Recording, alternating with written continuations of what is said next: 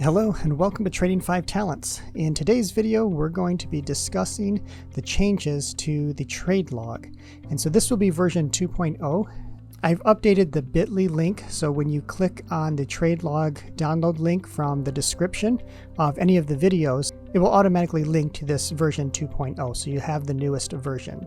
So I won't be going through the entire trade log. I'm just going to go through things that were changed or added to this most recent release. So you can see from the changelog tab for version 2.0, what we've added is the ROI for covered calls. We've added the ROI per day. We've added annualized return, and we've also added the input for different fees if you're using a broker that charges commission or other fees. Now, all of these suggestions actually came in the form of an email by one of my subscribers, Jean Janice, I'm not sure how to pronounce that last name, I'm sorry, but thank you for sending over these suggestions, and I hope you find them helpful for this trade log. All right, now the dashboard is going to be the same. You'll just notice that down here for the version control it says 2.0. Where all the changes are actually occurring are going to be in the trade log. And you can see that there are a few column headings that are highlighted in yellow or gold, and this is just for demonstration purposes. In the actual download linked sheet, it'll be just the normal color, which would be the black background, but I just wanted to put them in gold so you can see what I've added. So the first column J, is pretty easy. It's just the fees that you might have for each of these trades. So this would be because each line, so for example, this row, this line 6, this is a round trip trade. So you've opened it and you've closed it. So you're going to have to add your buying or your opening fee and your selling fee. So whatever that sum is, just add it in here as a negative number. If you have a commission-free broker such as Robinhood, then it's just 0.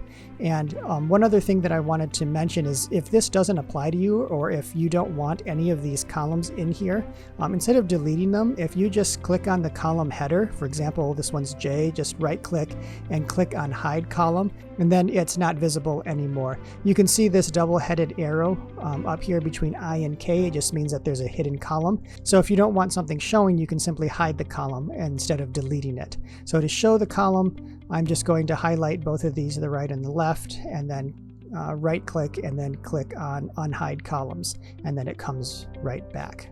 Okay, so that's the first update, is the fees.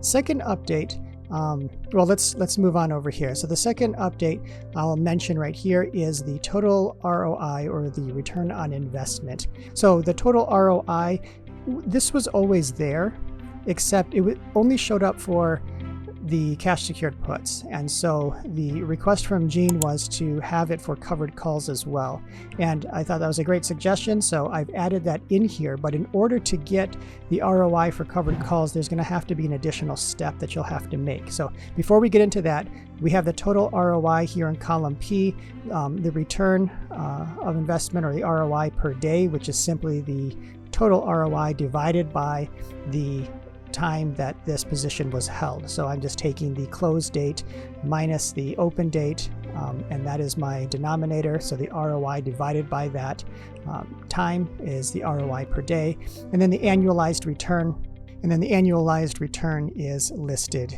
here. So the formula for the annualized return that I used is actually here under Investopedia. And this should be pretty standard, but I just want to show you what that formula is. So the annualized return equals 1 plus the cumulative return, which is the total ROI, raised to the 365 divided by the days held, minus 1. So that percentage right there is what is listed in the annualized return column. So we got the fees, we have the ROI additions. Now, coming back to this total ROI for covered calls.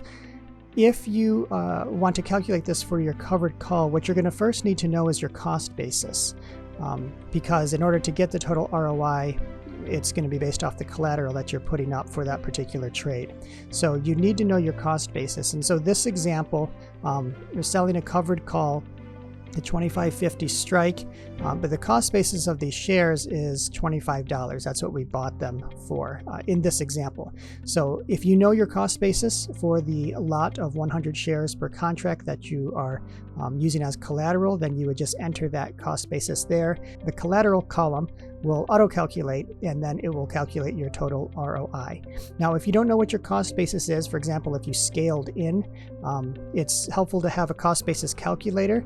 And once again, there's a link down in the description as well as an accompanying video on the cost basis calculator that I created. It's a free download. It's made in Google Sheets, so you can download that to keep track of each lot of 100 shares that you have. So when you do sell your covered calls, you can enter that cost basis here, and then you'll be able to get your total ROI. So that's it for the actual updates. So once again, thank you, Gene, for suggesting these.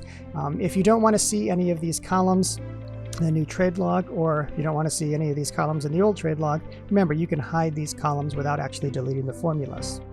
Now, one issue that you may have is if you already have the version 1 or version 1.1 trade log and you want to add these in. So I think the easiest way to, upgrade to version 2.0 is simply open up your current version, open up this version 2.0, and in version 2.0, just right-click on the trade log, copy to, and then copy to your existing spreadsheet, which is open, which is your current trade log, and then copy your transaction into the newly copied trade log, and you should be able to have everything auto-populate.